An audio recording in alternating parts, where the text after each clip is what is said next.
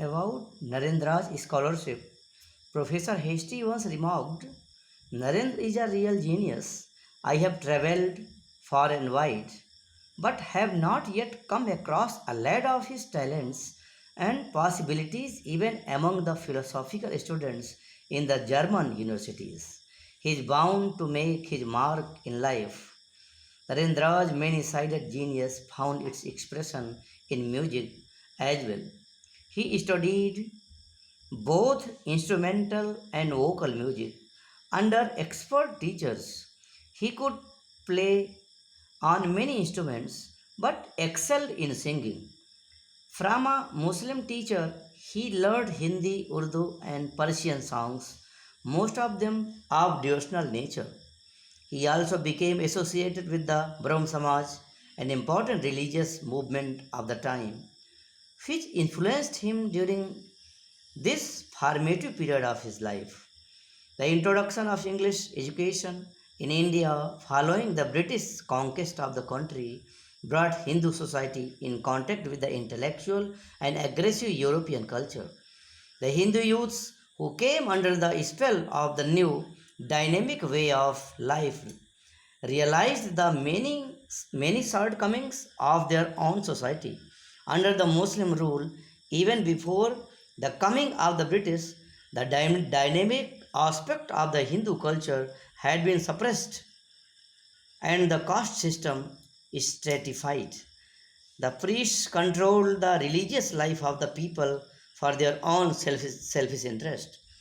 Meaningless dogmas and lifeless ceremonies supplanted the invigorating philosophical teachings of the Upanishads and the Bhagavad Gita.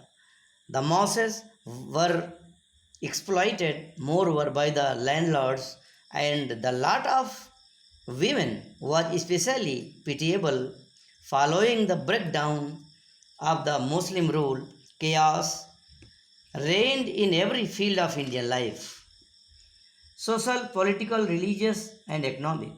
The newly introduced English education brought into sharp focus the many drawbacks of society, and various reform movements, both liberal and orthodox, were initiated to make the national life flow once more through healthy channels. The Brahma Samaj, one of these liberal movements, captured the imagination of the educated youths of Bengal.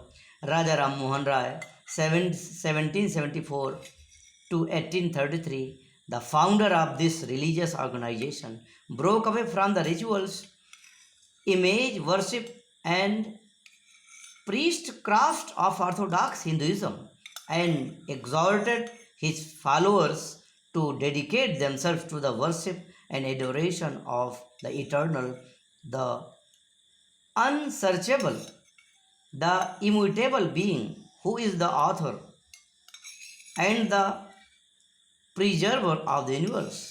The Raja, endowed with a gigantic intellect, studied the Hindu, Muslim, Christian, and Buddhist scriptures and was the first Indian to realize the importance of the Western rational method for solving the diverse problems of Hindu society.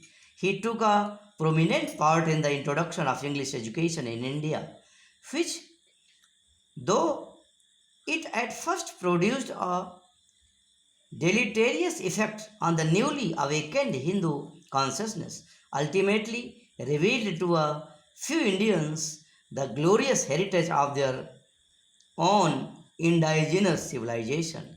Among the